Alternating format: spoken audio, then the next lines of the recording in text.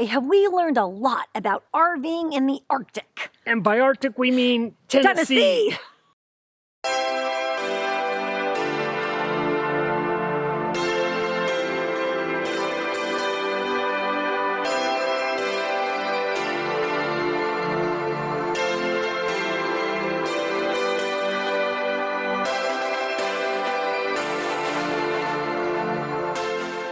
Here are 5 big tips on things we've learned the hard way about RVing in the super cold. Tip number 1, your heat pumps, these guys up here, will not work under 40 degrees, so have a heating backup plan.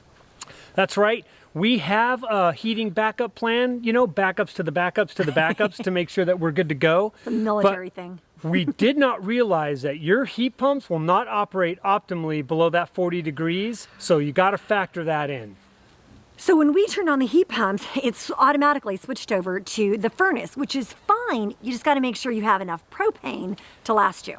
And we didn't know that, so we turned on the heat pumps, we fired those babies up, and soon it kicked over to the furnace, and we're like, man, what did I do? I hit the wrong switch.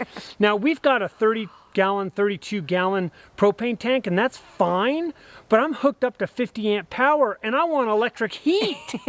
So have a backup plan. We bought these little plug-in heaters and put them strategically throughout our coach, especially in the bathroom, and yeah, it works like a charm.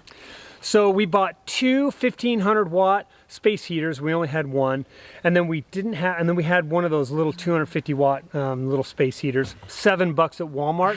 And basically, when you do that, which is great, make sure that you have enough wattage available for your 110 system. In our coach, it's a 30 amp breaker.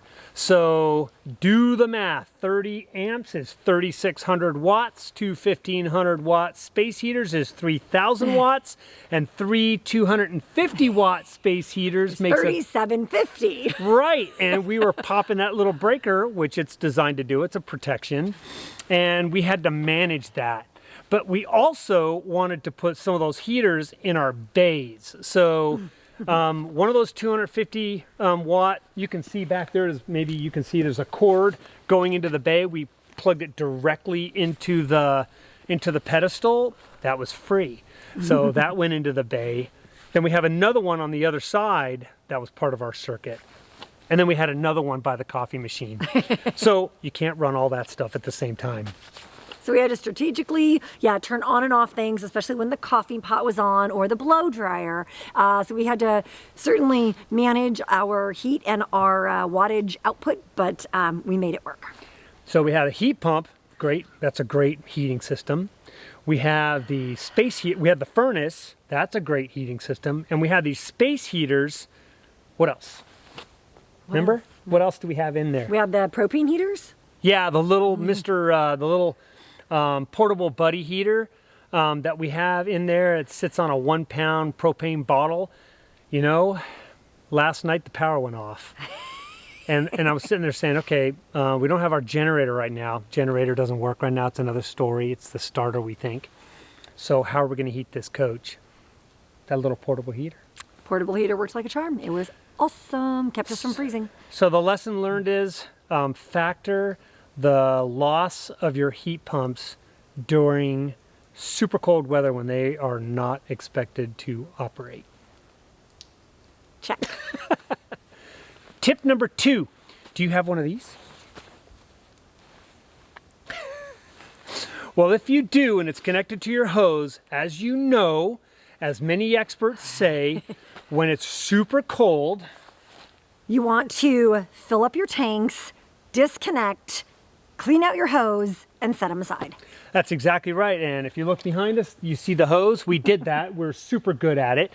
I filled up the tanks. When we got here, I disconnected the hose, so we didn't need to keep it attached. We had a nice full tank, 90 gallons. I drained that hose, and then I just set it aside, and I actually reattached the hose, set it aside, and hung it right there for further use. Came out after our 12-degree weather day. And this is what happened. Can you see that nice, lovely crack? Pretty much it expanded. Whatever this does, it doesn't drain out all of the water, so it expanded and cracked our water filter. So in the future, these will be going in the bay. Tip number 3. Keep your bays a little bit warm. If you have to, put a small space heater in them or an incandescent light bulb just to keep it a little bit warmer in there so things don't freeze over. You're really worried about water lines, and since we've been here with some of our volunteers, like we have some friends that have a Fleetwood Discovery, they've got some exposed lines that go out underneath their slide outs, and those babies froze. Good morning. A little tip if you own a Discovery 38F 2019. Has water pipes going out to the slides. First time, they froze. Wrap them in aluminum foil and then wrap them in moving blankets, and this morning, 17 degrees, no frozen pipes. We have water. Yes. So in this case, prevention is everything. Okay, this one's embarrassing. Tip number 4. That's a wonky Do the other finger. hand. Tip number 4. If everybody else's pipes freeze and then you wake up in the middle of the night to go to the bathroom and your water doesn't work, don't make the assumption that your pipes have frozen. So the other night, everybody's pipes were freezing. So we went to bed and woke up at, 12:30 in the morning to go to the bathroom, and no water. So I put a little heater in the water side. There's a little manifold over there on the curb side of the coach. Put a little heater in there, went to bed, woke up at 6:30 in the morning again, thinking everything would be good to go. No, I saw some ice down there, naturally assumed that our pipes froze.